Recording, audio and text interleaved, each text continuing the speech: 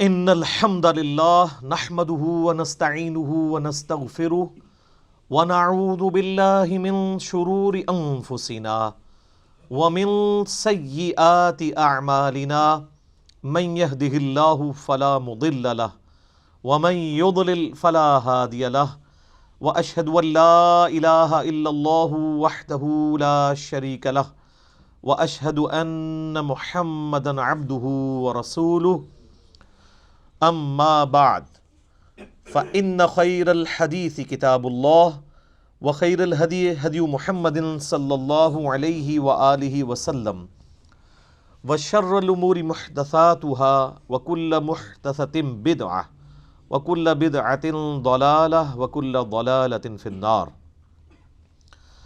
اعوذ باللہ السمیع العلیم من الشیطان الرجیم من ہمزہ ونفخہ ونفثہ بسم اللہ الرحمن الرحیم رب اشرح لی صدری ویسر لی امری واحلل عقدۃ من لسانی یفقہوا قولی۔ بسم اللہ الرحمن الرحیم ان اللہ وملائکتہ یصلون علی النبی یا ایہا الذین آمنوا صلوا علیہ وسلموا تسلیما۔ اللہم صل علی محمد وعلی آل محمد کما صلیت علی ابراہیم وعلی آل ابراہیم انک حمید مجید۔ اللہم بارک علی محمد وعلی آل محمد کما بارکت علی ابراہیم وعلی آل ابراہیم انک حمید مجید۔ اللہم ربنا آتنا فی الدنیا حسنۃ وفی الآخرۃ حسنۃ وقنا عذاب النار۔ لا الہ الا انت سبحانک انی کنت من الظالمین۔ حسبنا اللہ ونعم الوکیل۔ یا حی یا قیوم برحمتک استغیث ولا حول ولا قوة الا باللہ العلی العظیم۔ ربنا آتنا من لدنک رحمۃ وہیئ لنا من امرنا رشدا۔ آمین۔ الحمدللہ آج 8 دسمبر 2019 کو قرآن کلاس نمبر 7 میں ہم انشاءاللہ تعالی سورۃ الفاتحہ کا آغاز کرنے جا رہے ہیں۔ پہلی جو 6 کلاسیں تھیں ہماری قرآن حکیم کے انٹروڈکشن سے ریلیٹڈ تھیں، جس میں میں نے 40 پوائنٹس کو ان ڈیپتھ کور کیا ہے۔ وہ 6 کلاسیں 55 منٹ کی جو شخص دیکھ لے گا، قرآن کے حوالے سے جتنی بھی بیسک انفارمیشن ہے وہ میں نے 40 علمی پوائنٹس کے اندر اس میں ان ڈیپتھ ڈسکس کی ہے۔ آج چونکہ قرآن حکیم کا باقاعدہ آغاز ہونے جا رہا ہے، سورۃ الفاتحہ قرآن حکیم کی پہلی سورت ہے اور یہ پورے قرآن کا مقدمہ بھی ہے۔ اس کو الفاتحہ بھی کہا جاتا ہے، یعنی کھولنے والی، یعنی قرآن اسی سے آ کے کھلتا ہے، یہ قرآن کی چابی ہے۔ احادیث میں اسے ام الکتاب بھی کہا گیا ہے، بخاری اور مسلم میں۔ لہٰذا یہ اس چیز کی متقاضی ہے چیز کہ ہم آج کا پورا لیکچر سورۃ الفاتحہ کو کور کریں، اور اگلے لیکچر سے ہم انشاءاللہ تعالی سورۃ البقرہ کا آغاز کریں گے۔ میرے بھائیو، سورۃ الفاتحہ قرآن حکیم کی وہ واحد سورت ہے کہ جس کی فضیلت قرآن میں آئی ہے۔ قرآن کی کوئی سورت ایسی نہیں ہے، انکلوڈنگ سورۃ الاخلاص بھی، کہ جس کی فضیلت قرآن میں آئی ہو سوائے سورۃ الفاتحہ کے۔ اس لیے فضیلت کے اعتبار سے قرآن حکیم کی سب سے افضل سورت وہ سورۃ الفاتحہ ہے۔ اس کی سپورٹ میں انشاءاللہ بخاری اور مسلم سے احادیث بھی پیش کروں گا۔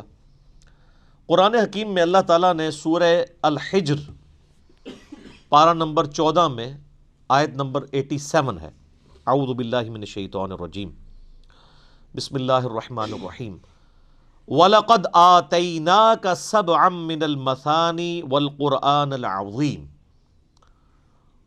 اور بے شک اے محبوب صلی اللہ علیہ وآلہ وسلم ہم نے آپ کو عطا فرمائی 7 آیات ایسی جو بار بار پڑھی جاتی ہیں، اور قرآن عظیم بھی۔ یعنی پورے قرآن کا ذکر الگ سے اور ان 7 آیات کا ذکر الگ سے سورۃ الحجر آیت نمبر 87 میں، اور ظاہر ہے وہ بار بار دہرائی جاتی ہیں۔ دنیا کا کوئی بھی مسلمان ہو، اس کا تعلق کسی بھی مکتبہ فکر کے ساتھ ہو، کم از کم 5 نمازوں کی فرض رکعتوں میں 17 دفعہ تو سورۃ الفاتحہ وہ پڑھتا ہے، سنتیں اور نوافل اور وتر اس کے علاوہ۔ کوئی بھی نماز ایسی نہیں ہے جس میں سورۃ الفاتحہ ریپیٹ نہ ہوتی ہو۔ یہی اس کی فضیلت کے لیے کافی ہے کہ قرآن حکیم جو نماز میں ہم پڑھتے ہیں وہ ہم بدل بدل کے پڑھتے ہیں، لیکن سورۃ الفاتحہ ایسی چیز ہے جو ہر رکعت میں پڑھی جاتی ہے۔ حتیٰ کہ صحیح بخاری اور صحیح مسلم کی متفق علیہ حدیث ہے کہ اللہ کے محبوب صلی اللہ علیہ وآلہ وسلم نے فرمایا، لا صلاۃ لمن لم یقرأ بفاتحۃ الکتاب، جو نماز میں سورہ فاتحہ نہیں پڑھتا اس کی نماز ہی نہیں ہوتی۔ یہ اتنی اوبلیگیٹری چیز ہے۔ یہ بات بھی اس کی فضیلت کے لیے کافی ہے کہ یہ قرآن حکیم کی نمبر 1 سورت ہے، اپنی ترتیب میں بھی مصحف کی اور اپنے فضائل کے اعتبار سے بھی۔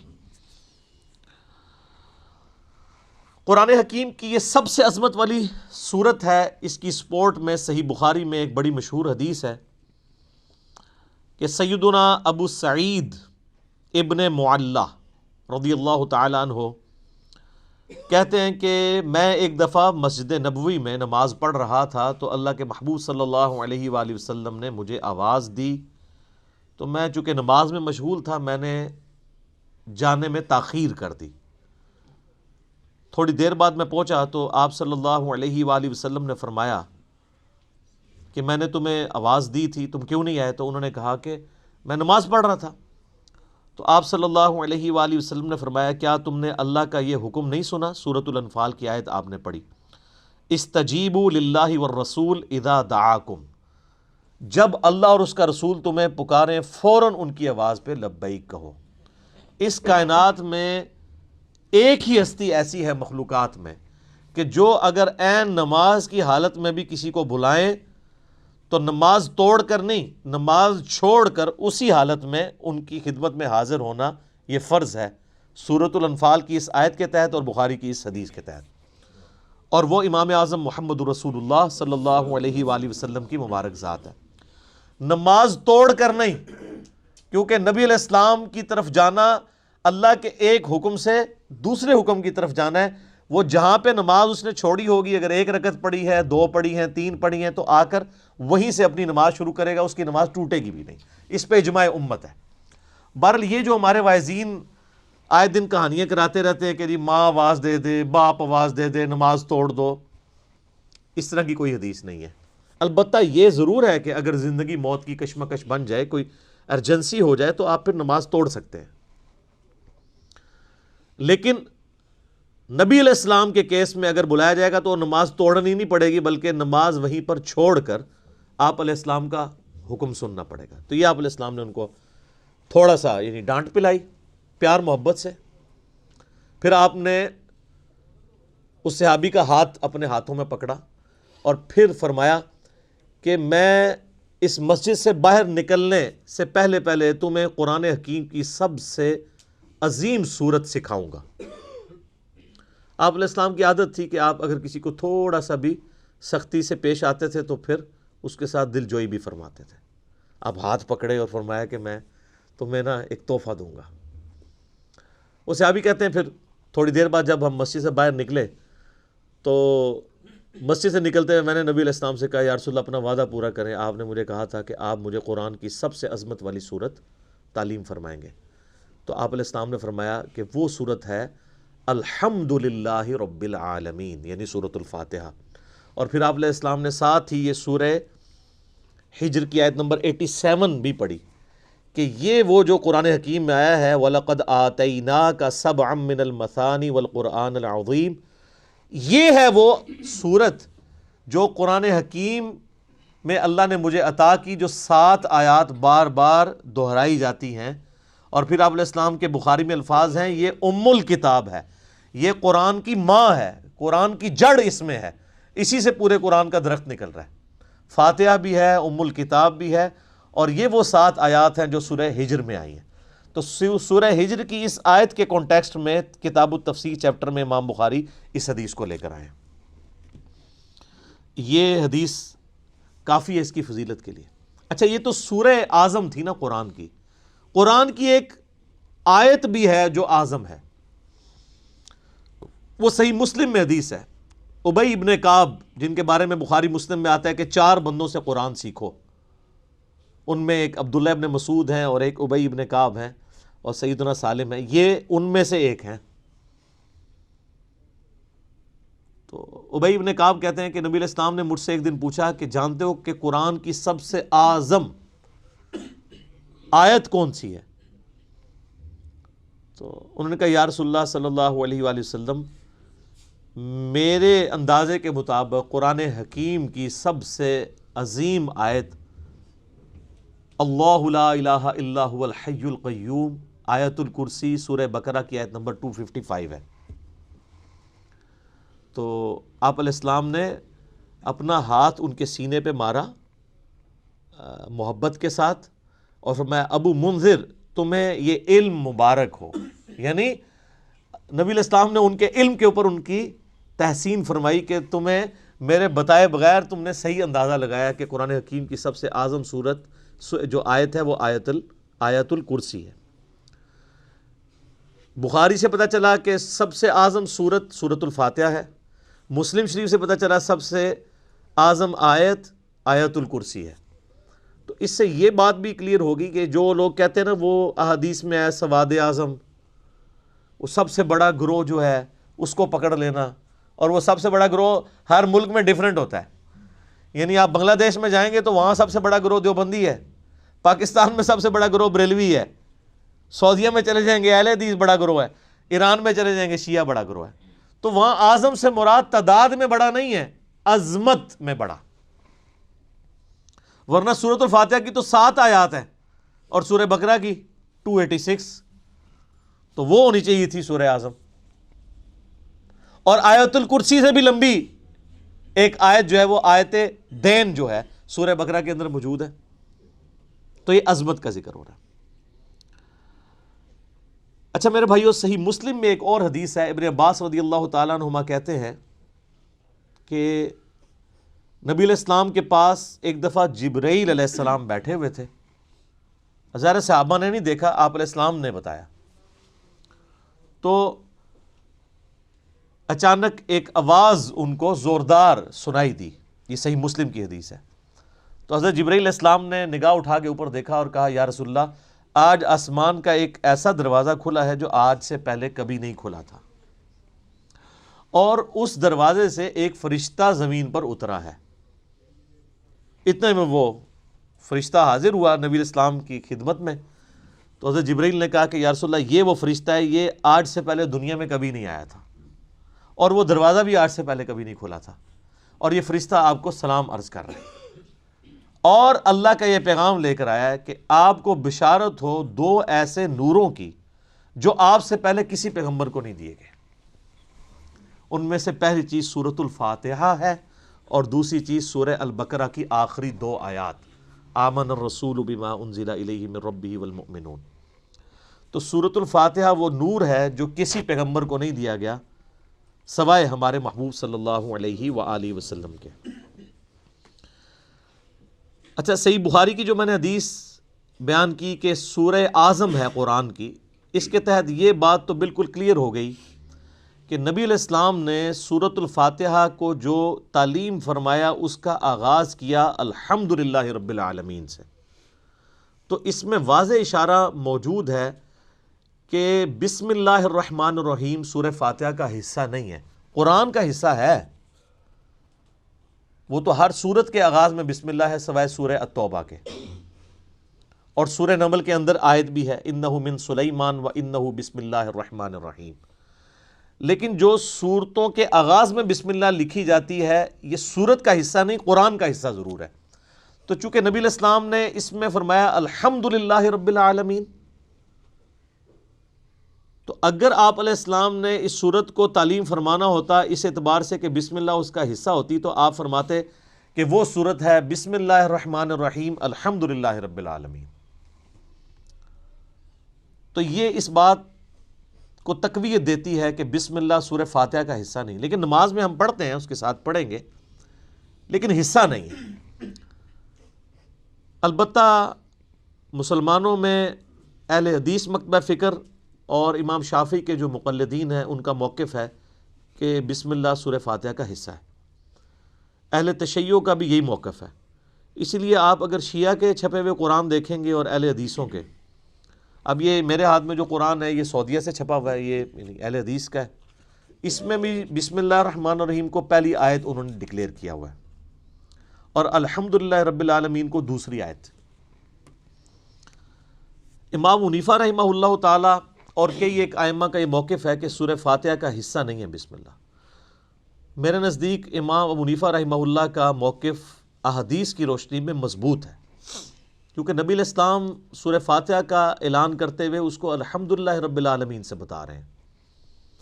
اس سے بھی بڑھ کر دلیل ایک صحیح مسلم کی حدیث ہے، بڑی رکت انگیز حدیث ہے،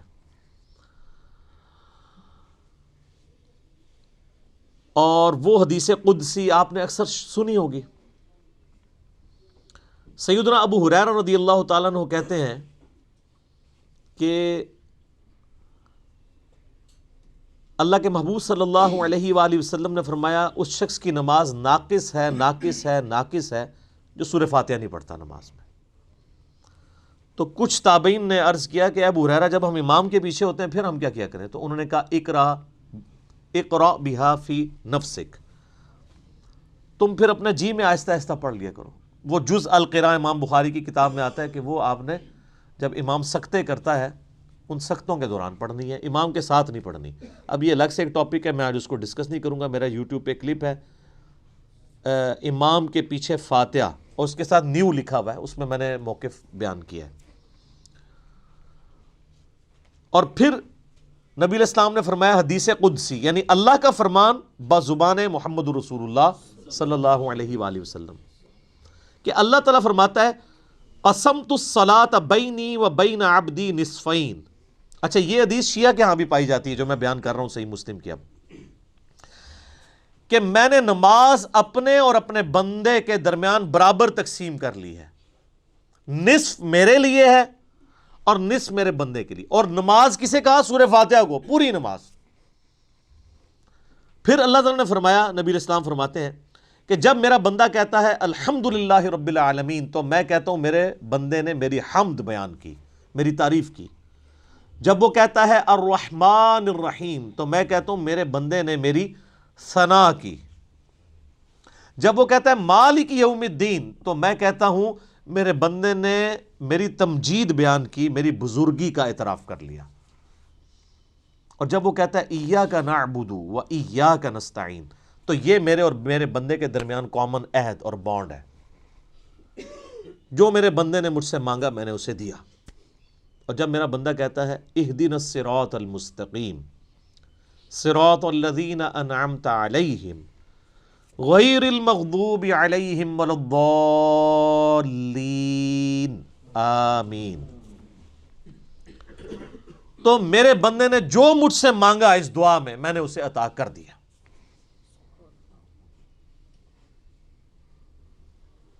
یہ حدیث بھی اس بات کا ثبوت ہے کہ سورہ فاتحہ کا حصہ بسم اللہ نہیں ہے، ورنہ تو یہ سٹارٹ یہاں سے ہوتی کہ جب میرا بندہ کہتا ہے بسم اللہ الرحمن الرحیم تو میں کہتا ہوں میرے بندے نے میرے نام سے آغاز کیا.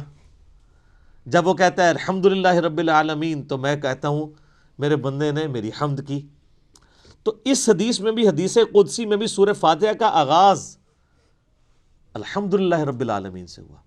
لہذا اہل تشیع اور اہل سنت میں اہل حدیث اور شافعی ہیں جو شوافع، ان کا موقف مضبوط نہیں ہے اس مسئلے میں. امام حنیفہ رحمہ اللہ کا موقف اس مسئلے میں، جہاں کئی مسئلوں میں ان کے موقف غلط ہے، اس مسئلے میں ان کا موقف ٹھیک ہے کہ سورہ فاتحہ کا حصہ نہیں ہے بسم اللہ. اس سے بھی بڑھ کر بخاری و مسلم میں حدیث ہے، انس ابن مالک کہتے ہیں میں نے پوری زندگی نبی علیہ السلام کے پیچھے نماز پڑھی، اس کے بعد حضرت ابو بکر کے پیچھے، پھر حضرت عمر کے پیچھے، پھر حضرت عثمان کے پیچھے. میں نے ان چاروں میں کسی کو بھی قرات کا آغاز نماز میں بسم اللہ سے کرتے ہوئے نہیں سنا، ہمیشہ الحمدللہ رب العالمین سے سنا۔ وہ ثنا تو خاموشی سے پڑھی جاتی ہے نا، اور بسم اللہ بھی۔ قرات کا آغاز وہ کرتے تھے الحمد سے، اس کا مطلب ہے کہ وہ سورہ فاتحہ سے اسے الگ سمجھتے تھے۔ اور مسلم میں تو یہاں تک الفاظ ہیں، بلکہ وہ حضرت انس بن مالک تو انکار ہی کر رہے ہیں، وہ کہتے ہیں کہ نبی علیہ السلام اور حضرت ابوبکر و عمر سورہ فاتحہ سے نہ پہلے بسم اللہ پڑھتے تھے نہ بعد میں، یعنی اگلی سورہ سٹارٹ کرنے سے پہلے بھی بسم اللہ نہیں پڑھتے تھے، کنٹینیوشن کے ساتھ پڑھتے تھے۔ بعض محدثین نے اس کی توجیہ بیان کی کہ اس سے مراد ہے کہ بلند آواز سے نہیں پڑھتے تھے، کیونکہ ثنا اور بسم اللہ آہستہ آواز سے پڑھنا تو ثابت ہے، تو آہستہ آواز سے پڑھنا ہی اس بات کی دلیل ہے کہ اس کو فاتحہ سے الگ کر کے پڑھتے تھے، لہٰذا وہ فاتحہ کا حصہ نہ ہوا۔ اچھا، اب ٹیکنیکلی اس کو آپ سمجھیں کہ سورہ فاتحہ کی یہ 7 آیات کیسے پوری ہوتی ہیں۔ مسلم میں جو یہ ہے نا الفاظ کے آدھی میرے لیے آدھی میرے بندے کے لیے، تو پھر سورہ فاتحہ آدھی ہوتی ہوگی نا کہیں پہ، کیونکہ آدھی میرے لیے اور آدھی میرے بندے کے لیے، تو آئیں پھر آدھی کر کے دیکھ لیتے ہیں۔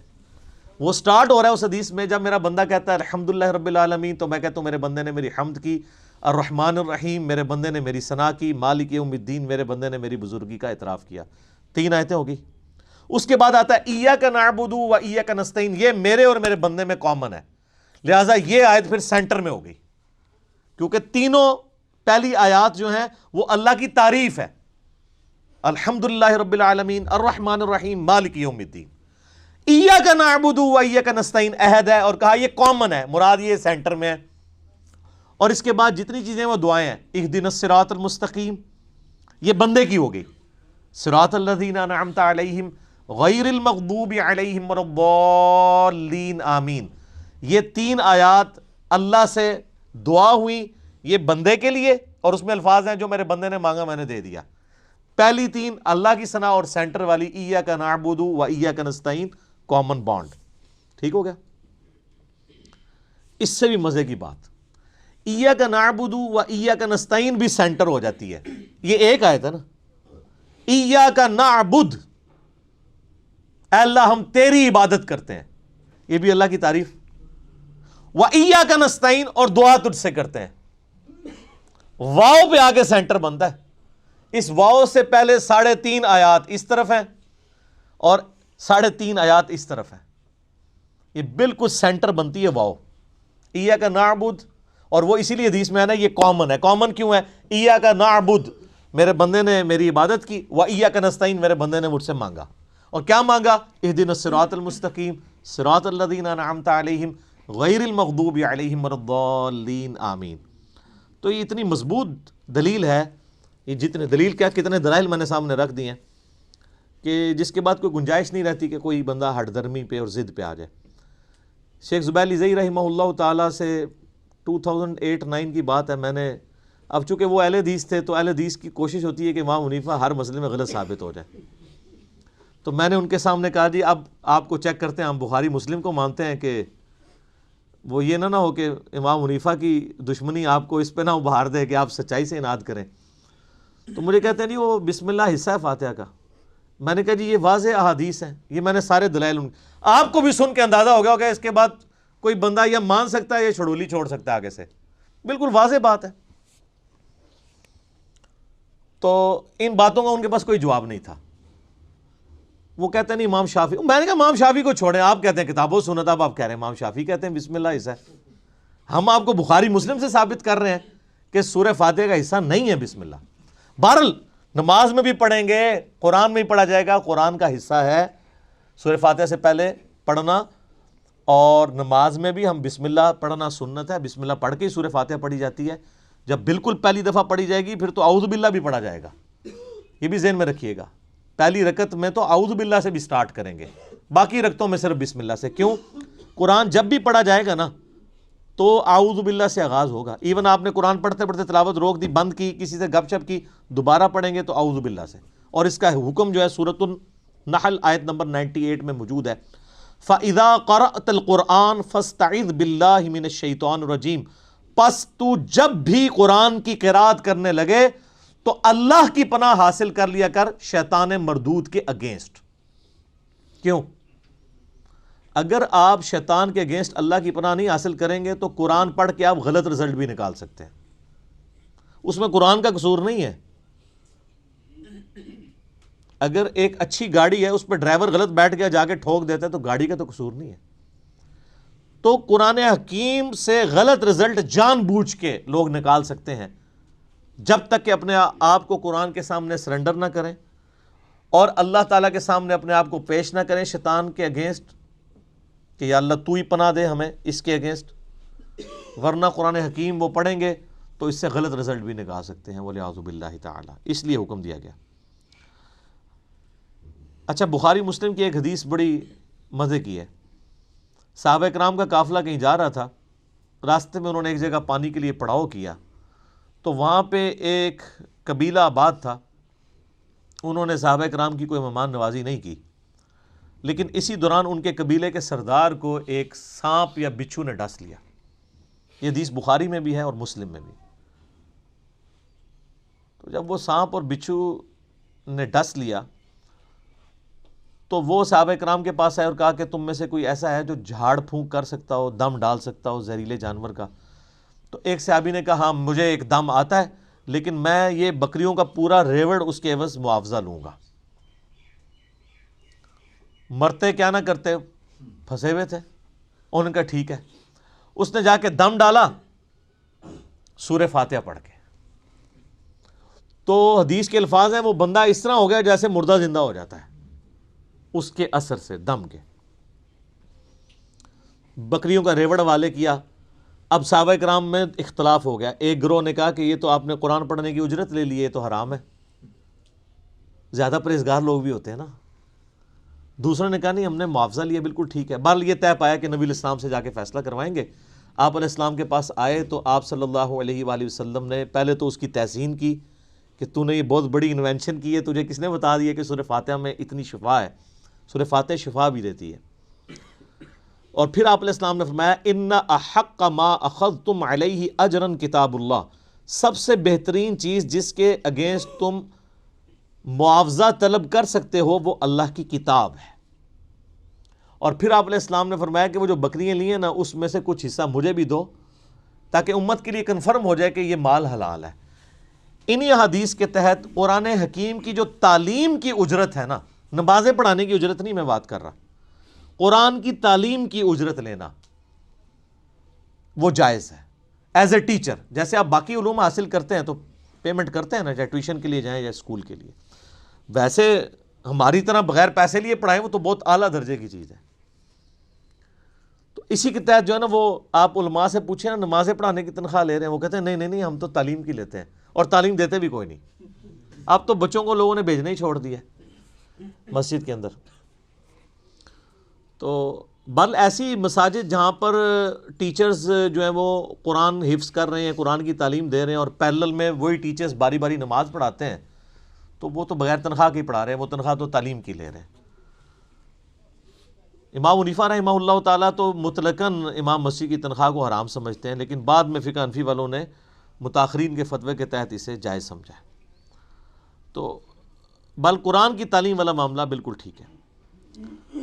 اب رہی وہ حدیث بخاری و مسلم کی کہ لا صلاۃ لمن لم یقرأ بفاتحۃ الکتاب، جو فاتحہ نہیں پڑھتا اس کی نماز نہیں ہوتی۔ اس پہ میرا آپ کلپ نیو امام کے پیچھے فاتحہ والا دیکھ لیں، میں نے یہ ثابت کیا ہے دلائل کی روشنی میں، پھر 20-25 منٹ اور لگ جائیں گے، کہ اگر تو جہری نمازیں ہیں تو آپ امام کی قرات غور سے سنیں گے، وہ قرآن کا حکم ہے واضح سورۃ الاعراف میں، وَإِذَا قُرِئَ الْقُرْآنُ فَاسْتَمِعُوا لَهُ وَأَنصِتُوا لَعَلَّكُمْ تُرْحَمُونَ، جب قرآن کی تلاوت ہو رہی ہو تو تم خاموشی اختیار کرو اور بڑے غور کے ساتھ سنا کرو تاکہ تم پر رحم کیا جائے۔ البتہ جو سری نمازیں ہیں جیسے عصر کی نماز ہے اور ظہر کی نماز ہے، اور جو جہری نمازیں ہیں ان کی بھی جو آخر والی رکعتیں ہیں وہ بھی سرن ہی ہوتی ہیں نا۔ اگر آپ دیکھیں گے نا تو صرف 6 رکعتیں ہیں جن میں اونچا قرآن پڑھا جاتا ہے، باقی 11 رکعتیں 17 میں سے ان میں سرن پڑھا جاتا ہے، اور نوافل تو سارے سرن پڑھے جا رہے ہوتے ہیں۔ تو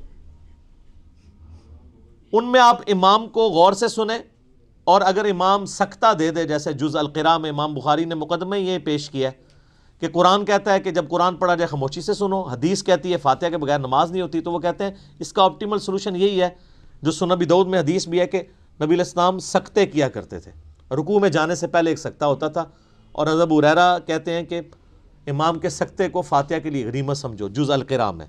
لہٰذا مسلم کی جو حدیث ہے نا اقرا بہا فی نفسک، اس میں حضرت ابو ہریرہ یہ نہیں کہہ رہے کہ امام کے ساتھ ساتھ جی میں پڑھو، وہ سکتے کا ہی ذکر کر رہے ہیں کیونکہ دوسری جگہ اس کی تفسیر موجود ہے۔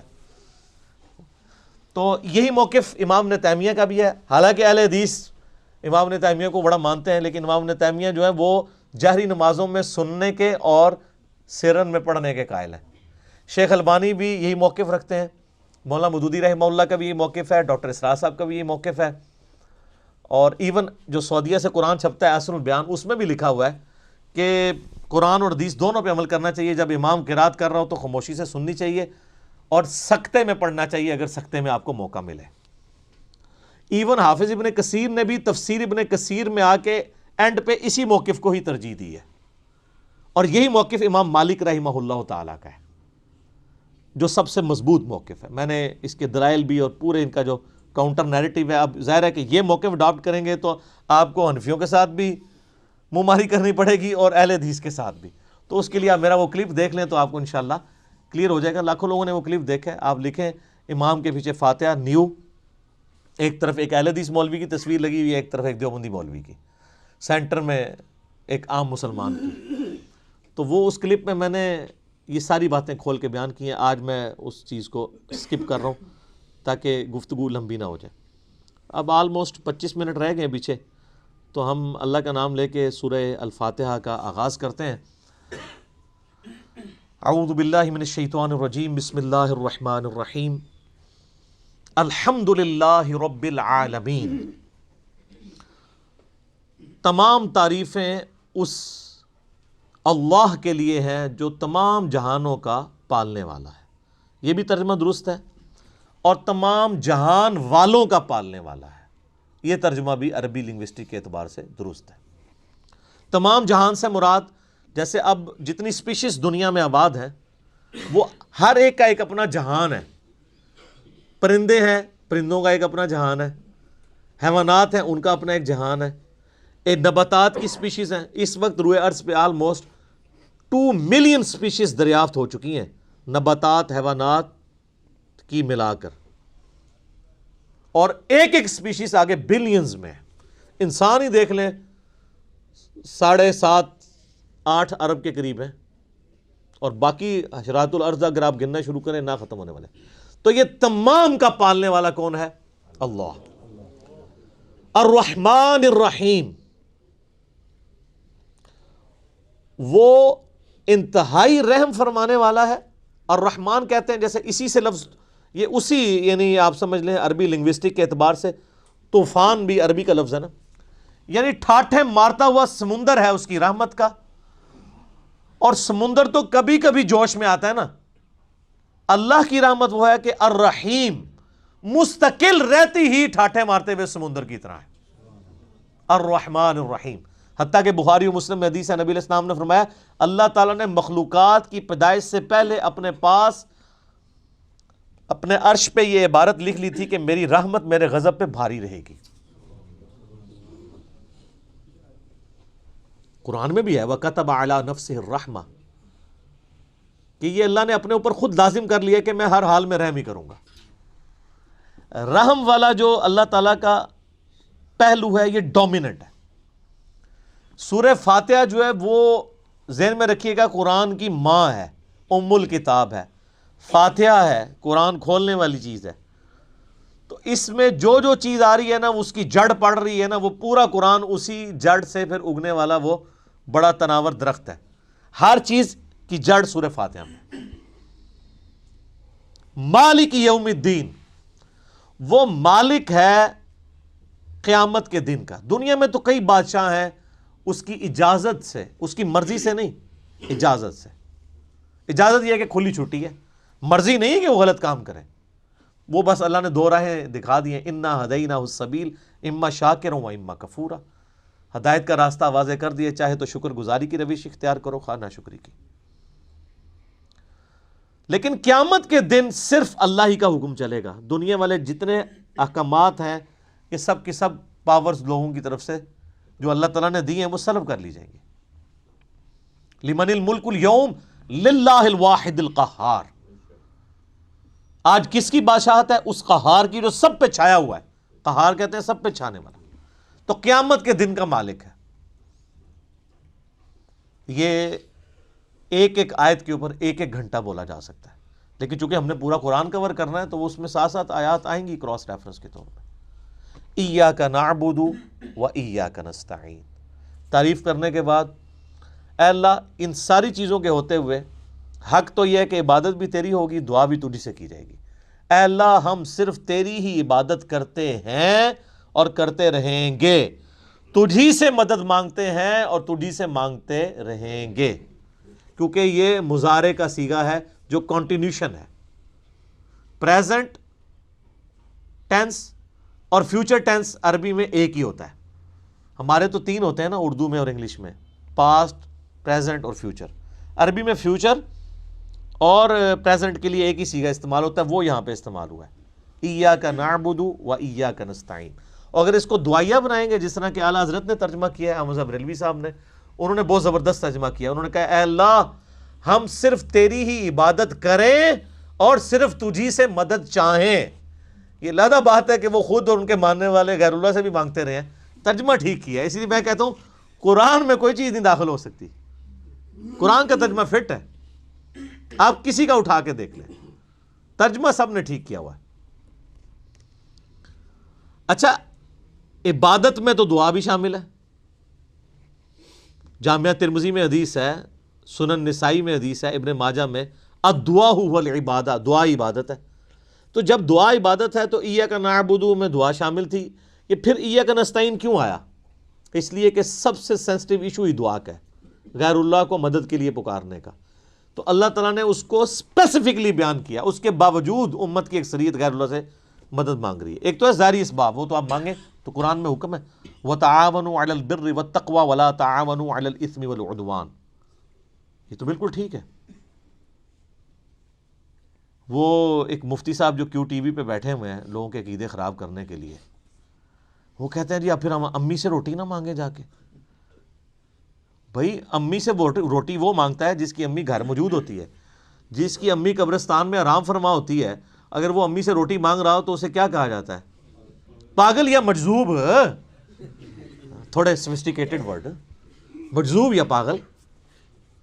تو یہ پاگلوں سے آپ گفتگو کر رہے ہیں، یہ دھوکہ دے رہے ہیں. وہ کہتے ہیں جی کوئی دریا میں ڈوب رہا ہو تو اللہ کو پکارے گا یا جو وہاں پہ کنارے پہ لوگ موجود ہیں ان کو پکارے گا. بھئی یہ تو ساری اسباب ہے. تو سر وہ اس وقت شیخ عبد القادر جیلانی کو بھی پکار کے دیکھ لے اگر اس کو ہے کہ وہ بچا لیں گے، کیونکہ اللہ نے دنیا کو اسباب کے ساتھ جوڑا ہوا ہے. ان کو اگر اپنے بزرگوں پہ اتنا مان ہے تو یہ پھر دریا میں چھلانگ مارے نا اور پکاریں بزرگوں کو. ظاہر اسباب میں آپ نے اڈاپٹ کرنے کا حکم ہے. ہاں جو دعا مانگی جائے گی بغیر اسباب کے، آپ جو غائب میں مدد کے لیے پکار رہے ہوتے ہیں، مثلا یہاں بیٹھے میں ان کو کہتا ہوں مجھے پانی پلا دیں، بالکل ٹھیک ہے. لیکن یہ بغداد میں قبر کے اندر ہے، میں کہتا ہوں مجھے پانی پلا دیں، وہی جملہ شرک میں لے جائے گا. یہ ہے اصل مسئلہ. یہ جھگڑتے رہتے ہیں جی وہ جی بزرگوں کو اختیار نہیں. میں کہتا ہوں جی بزرگوں کو اختیار ہو بھی، کوئی بزرگ ماشاءاللہ اتنا پہنچا ہے کہ اسے اللہ نے اختیار ہی دے دیا فرشتوں کی طرح، پھر بھی بزرگوں کو پکارنا شرک ہوگا مدد کے لیے. ویسے آپ نے محبت میں پکارنا ہے، آپ ضرور پکاریں، مدد کے لیے نہیں. ویسے اپنی محبت کا اظہار کریں، لبیک یا رسول اللہ کہیں، لبیک یا حسین کہیں، بالکل ٹھیک ہے، آپ محبت کا اظہار کریں. المدد نہیں. بارش کون برساتا ہے؟ اللہ. ڈیوٹی کس کی ہے؟ تو بارش فرشتوں سے مانگی جائے گی یا اللہ سے؟ اللہ سے. اچھا اگر کوئی فرشتوں سے مانگ لے کہ یار خیر اللہ نے ڈیوٹی لگائی ہے، سر وہ مشرک ہو جائے گا. اور یہ قرآن میں لکھا ہوا ہے. آپ پارہ نمبر 20 کھول لیں اگر کسی کو توفیق ہو. میں نے کئی بار سنا ہے، میں ایک جگہ بیٹھا ہوا تھا، وہاں پہ ایک شیعہ ذاکر بھی تھے. اب مجھے 2-3 دن پہلے، شیعہ عالم تھے بلکہ ذاکر نہیں تھے، 2-3 دن پہلے پتہ چلا ہے وہ فوت بھی ہو گئے. بہت علمی آدمی تھے، اللہ تعالیٰ ان کی مغفرت کرے. تو وہ ان کے ساتھی بیٹھے تھے، وہ کہتے ہیں جی ٹھیک ہے ہم یا علی مدد نہیں کہنا چاہیے. لیکن جو یالی مدد کہتا ہے آپ اسے کیوں کہتے ہیں وہ شرک کر رہا ہے؟ میں نے کہا اس لیے قرآن میں لکھا ہے. تو میں نے یہ آیت سورہ النمل کی آیت نمبر 62 پارہ نمبر 20 کے آغاز میں امن یجیب المضطر اذا دعا ویکشف السوء ویجعلکم خلفاء الارض االہ مع اللہ، بھلا بتاؤ تو کون ہے جو مصیبت میں گھرے ہوئے شخص کی فریاد کو سنتا ہے اور اس کی تکلیف اس سے دور کرتا ہے اور تمہیں اپنے ماں باپ کے مرنے کے بعد خلیفہ کرتا ہے اس زمین پر. االہ مع اللہ، کیا اللہ کے ساتھ کوئی اور الہ بھی ہے جس کی یہ کوالٹی ہو؟ قلیلا ما تذکرون، بڑے کم لوگ ہی نصیحت پکڑتے ہیں. تو میں نے کہا اللہ تعالیٰ کہہ رہا ہے کہ جس کے بارے میں تمہارا یہ عقیدہ ہے نا کہ وہ مصیبت اور پریشانی میں تمہارا مشکل کشا ہے، تو گویا الہ ہے وہ. اور سب سے پہلے تو مولا علی ان کے گریبان پکڑیں گے جنہوں نے مولا علی کے بارے میں عقیدہ گھڑ لیا. مولا علی بھی اپنی نمازوں میں اللہ کو پکارتے تھے. مولا علی کا ماننے والا بھی وہ ہوگا جو اللہ کو پکارے گا. پھر بڑے بڑے دھوکے ہیں جی ان کے. وہ کہتے ہیں جی وہ جی غیر اللہ سے مدد کہتے ہیں حرام ہے. اور کون کہتا ہے غیر اللہ سے مدد حرام ہے؟ آپ یہودی سے بھی مدد لیں. بخاری مسلم میں حدیث ہے نبی علیہ السلام جب فوت ہوئے ہیں آپ کی زرہ ایک یہودی کے پاس گروی رکھی ہوئی تھی، لیکن جو سامنے موجود نہیں اس سے تو نہیں آپ اسباب کے طور پہ مدد لے سکتے. وہ جی قرآن میں غیر اللہ سے مدد کا ہے، کدھر ہے جی؟ وہ کہتے ہیں وَاسْتَعِینُوا بِالصَّبْرِ وَالصَّلَاةِ، نماز اور صبر سے اللہ کی مدد چاہو. تو وہ مدد تو اللہ کی چاہ رہے ہیں، یا یہ کہہ رہے ہیں کہ المدد یا نماز میری مشکل کشا، المدد یا صبر مشکل کشا. آگے نہیں پڑھتے ان اللہ مع الصابرین، صبر کرنے والوں کے ساتھ اللہ ہوگا. وہ کہتے ہیں جی حضرت عیسیٰ علیہ السلام نے کہا تھا من انصاری اللہ، کون ہے جو اللہ کے لیے میرا مشکل کشا بنے؟ وہ تو ظاہری اسباب میں. ہمارے نبی علیہ السلام کے بھی صحابہ آپ کے جو ساتھی تھے وہ آپ کے اسباب میں آپ کے مشکل کشا تھے، لیکن وہ والا مشکل کشا نہیں کہ جو آپ وہ سمجھ رہے ہیں. ورنہ اگر نبی کا مشکل کشا صحابہ اکرام تھے تو پھر تو ان کا مرتبہ اوپر ہو گیا. تو وہ صرف صحابہ مشکل کشا نہیں تھے، وہ یہودی جس نے نبی علیہ السلام کی زرہ گروی رکھ کے آپ کو کچھ دیا تھا وہ بھی مشکل کشا ہے. اور سب سے بڑا مشکل کشا سورج ہے. سورج اگر ختم ہو جائے تو زمین پہ نہ نباتات اپنا اگ سکتی ہیں، نہ حیوانات ان نباتات کو کھائیں گے. سب کچھ ختم ہو جائے گا. دنیا میں ہواؤں کا چلنا، موسموں کا بدلنا، یہ سب کچھ سورج کی وجہ سے ہے. تو کوئی کہتا ہے المدد یا سورج، کسی کے ذہن میں یہ وہم بھی آتا ہے کہ سورج مشکل کشا ہے، حالانکہ آپ کے بزرگ تو کچھ بھی نہیں کر سکتے جو کچھ سورج کر رہا ہے، اور سورج کو موت بھی نہیں ہے، یہ آپ کے بابے مر چکے ہیں. تو کہیں نا المدد یا سورج، کہیں گے نہیں جی سورج کا کیا کمال ہے، وہ تو اللہ نے اس کی ڈیوٹی لگائی ہوئی ہے، تو ہم اس کو کیوں پکارے، ہم اللہ کو کیوں نہ پکارے؟ تو بابوں کی بھی اگر ڈیوٹی لگی ہوئی ہے تو بابوں کو نہ پکارو. ویسے ڈیوٹی کو نہیں لگی ہوئی، اگر لگی بھی ہو for the sake of argument, تمہاری جعلی جو دلائل ہیں اس پہ ایگری کرتے ہوئے، پھر بھی ان کو نہیں آپ پکارو گے. شرک ہو جائے گا اور ناقابل معافی جرم ہو جائے گا. یہ اتنے سارے انہوں نے دھوکے دیے ہوئے ہیں اور زیادہ تر ظاہری اسباب کے ذریعے دے رہے ہوتے ہیں. وہ جی صحیح بخاری میں حدیث ہے، ایک صحابی کی پنڈلی ٹوٹ گئی، وہ حضور کے پاس حاضر ہوا، آپ علیہ السلام نے ہاتھ پھیرا. بالکل ٹھیک ہے، لیکن آج اگر کسی کی پنڈلی ٹوٹے گی تو نبی علیہ السلام تو دنیا میں موجود نہیں ہے. اور اگر آپ کو اتنا شوق ہے تو آپ اپنی پنڈلی توڑیں، آپ کو روضہ شریف پہ لے جاتے ہیں، پتہ چل جائے گا جڑتی ہے کہ نہیں. نبی علیہ السلام دنیا میں موجود ہوں، ہم دعا کروانے کے لیے اپنے مسائل ان کے سامنے لے کے جائیں گے. تو اس میں کافی سارے دھوکے ہیں. میں نے 2.25 گھنٹے کا لیکچر دیا ہے دعا صرف اللہ ہی سے. مسئلہ نمبر 3 میرا ریسرچ پیپر نمبر 3 بھی ہے، دعا صرف اللہ ہی سے، جو ہزاروں لوگوں کے عقیدہ توحید کی اصلاح کا سبب بنا ہے. اسی کی ایکسٹینشن ہے مسئلہ نمبر 43 وسیلہ اور توسل کے صحیح احکام و مسائل. اس پہ گھنٹوں بولا جا سکتا ہے، جتنے انہوں نے لیم ایکسکیوزز ڈیوائز کیے ہوئے ہیں، جتنے دھوکے دیے ہوئے ہیں. اور پھر وہ کہتے ہیں دیکھیں جی وہ اگر وہ جو آپ پتہ ہے پچھلے کچھ کئی سال پہلے خانہ کعبہ شریف میں کرین گری تو کہتے ہیں وہ بزرگوں کے ماننے والوں کو موقع مل گیا ان کا. یہ کہتے تھے خود کچھ حملے ہوتے ہیں مزاروں پہ نہیں روکتے، تو اللہ نے کون سی کرین روک لی؟ اور اللہ کا تو دعویٰ ہی کہیں نہیں ہے کہ میں روکوں گا. وہ ابرا کے لشکر کو ایک دفعہ ہی تباہ کیا ہے. یزید نے جب کعبے پہ چڑھائی کی ہے تو اللہ نے برباد نہیں کیا اس لشکر کو. دنیا بقدر ایفرٹ ہے. صحیح بخاری میں حدیث ہے قرب قیامت میں ایک پتلی ٹانگوں والا حبشی کعبے کی اینٹ سے اینٹ بجا دے گا. اللہ نے حفاظت وہ ابراہیم علیہ السلام کے لیے ایک دفعہ ہی آگ ٹھنڈی ہوئی ہے. کئی صحابہ جو ہیں وہ آگ میں جلائے گئے ہیں. رومن امپائر کی جنگوں میں تیل کے کڑاؤں میں ان کو ڈالا گیا. لیکن آپ کا دعویٰ ہے کہ آپ کے بزرگ سب کچھ کر سکتے ہیں. ہم کہتے ہیں پاکستان کی بجلی پوری کر دیں. اچھا یہ بزرگ جب بیمار ہوتے ہیں، یہ تو آغا خان میں اور شفا انٹرنیشنل میں جاتے ہیں، آپ بیمار ہوتے ہیں آپ کو اٹھا کے مزار پہ لے جاتے ہیں. آمدہ کوئی بزرگ بیمار ہو چیخیں بھی مارتا رہے، اس کو کہ نہیں سر دسو جانا کیڑے مزار تے ہے، اسپتال نہیں تو کھڑنا. دنیا کے مہنگے ترین ہاسپٹلز میں یہ علاج کرواتے ہیں. آپ کو کہانیاں کرائیں گے کہ ہمارے پاس لے کے آؤ ہم بائی پاس کریں گے. کوئی دنیا کا بزرگ جو ہے وہ مجھے ختنہ کر کے بتائے. بائی پاس تو بہت بڑی چیز ہے، بلیڈ مارے بغیر، کیونکہ بائی پاس تو بغیر بلیڈ کے کرتے ہیں نا. وہ سب جھوٹ فراڈ. اور صحیح ہو رہا ہے آپ کے ساتھ، کیونکہ آپ نے دین بین لوگوں کے حوالے کیا ہوا. تو دیکھیں پھر آپ کے ساتھ کیا کر رہے ہیں وہ. اہدنا الصراط المستقیم، اے اللہ ہمیں چلا سیدھے راستے پر. یہاں بھی دھوکے دیتے ہیں. اور یہ سارے ہی بزرگ ٹھیک ہیں، سارے ہی راستے ٹھیک ہیں. اور قرآن میں تو راستے آئے کہ ہی نہیں ہیں. قرآن میں گمراہی جمع کے سیغے سے آئی ہے، ہدایت ہمیشہ سنگولر کے سیغے سے. ظلمات آیا گمراہی کے لیے، نور آیا، انوار نہیں آیا. تو قرآن کا ترجمہ ہی غلط کر رہے ہو. اہدنا الصراط المستقیم، اے اللہ ہمیں چلا سیدھے راستے پر. صراط الذین انعمت علیہم، راستہ ان لوگوں کا، راستے نہیں. وہ کہتے ہیں چاروں ہی حق پہ ہیں، پانچوں ہی حق پہ ہیں، سارے ہی ٹھیک ہیں. راستہ ان لوگوں کا انعمت علیہم، جن پر تیرا انعام ہوا. اور یہ آیت پڑھ کے اپنے بابوں کے نام لینے شروع کر دیتے ہیں. یہ بابے تو جمے بھی نہیں سن اس ٹائم جدو آیت نازل ہوئی ہے. اور پھر یہ بابے بھی مختلف ہیں. بریلویوں کے انعمت علیہم جو ہیں وہ مغضوبی علیہم ہیں دیوبندیوں کے، اور دیوبندیوں کے انعمت علیہم جو ہیں بریلویوں کے مغضوبی علیہم ہیں، اور وہ ضالین بھی ہیں.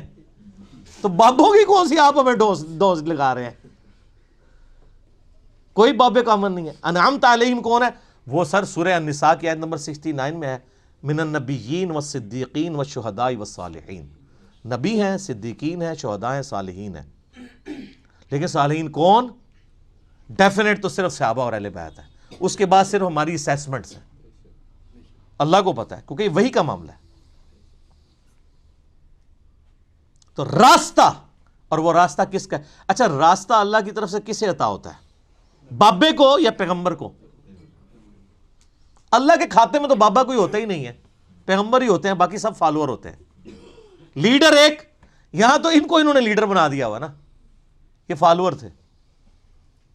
اور وہ سر مسند احمد میں صحیح سند سے حدیث ہے، مشکات کی آپ کو پہلی جلد میں ملے گی. نبی علیہ السلام نے زمین پہ ایک لکیر کھینچی، ارد گرد ٹیڑھی لکیریں کھینچی، اور آپ نے وہ سیدھی لکیر پر انگلی رکھ کے سورہ الانعام کی آیت پڑھی، وَأَنَّ هَذَا صِرَاطِي مُسْتَقِيمًا، اور یہ کہ یہ ہے سیدھا راستہ جو میرا ہے، جو بالکل سیدھا ہے، مستقیم ہے. اسی کی پیروی کرو، ادھر ادھر کے راستوں کی پیروی مت کرنا، وہ تمہیں بہکا دیں گے. یہ ہے وہ چیز جس کی اللہ تمہیں وصیت کرتا ہے. یہ آیت آپ علیہ السلام نے پڑھی اور اپنے راستے کو کہا یہ سیدھا راستہ ہے. تو سیدھا راستہ نبی علیہ السلام کا ہے. ان نام یافتہ لوگوں کا راستہ نہیں ہے سیدھا.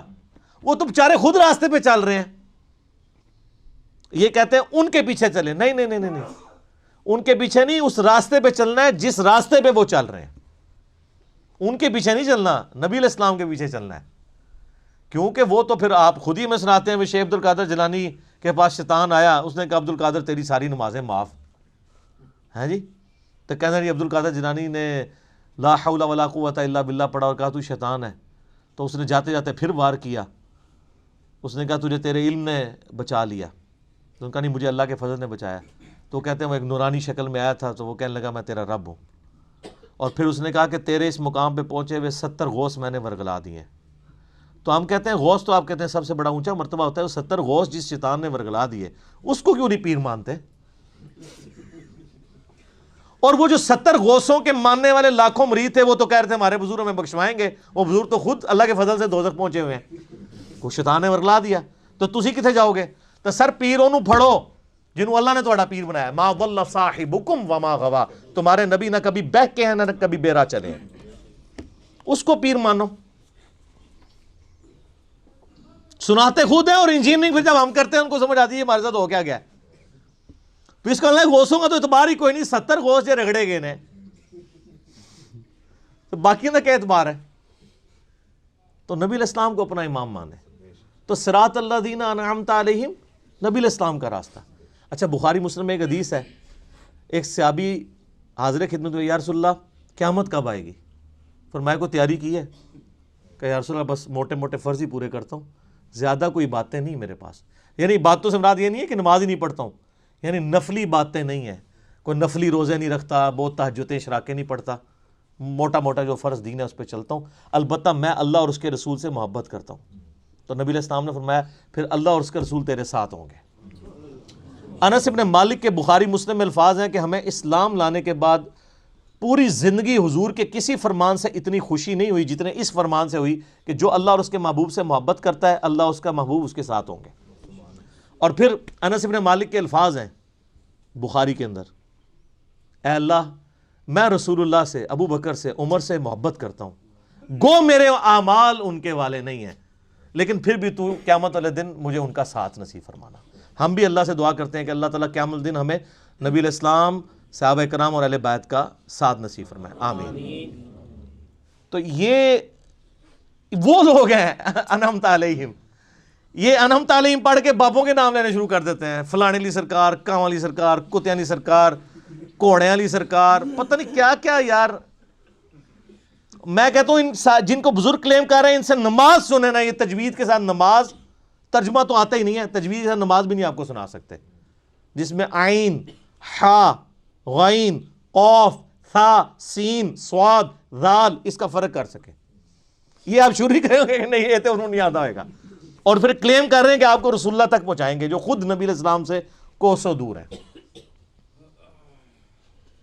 انعمت علیہم پھر کون ہوئے؟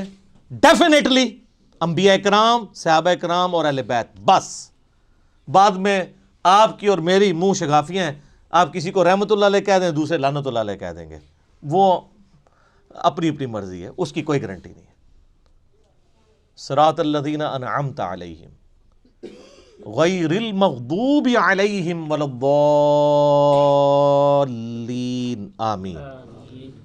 بچانا ان کے راستے سے کہ جن پر تیرا غضب ہوا اور جو گمراہ ہے. اور اس کے بعد بخاری مسلم میں الفاظ ہیں کہ نبی علیہ السلام سورہ فاتحہ جب بھی پڑھتے تھے تو آمین کہتے تھے.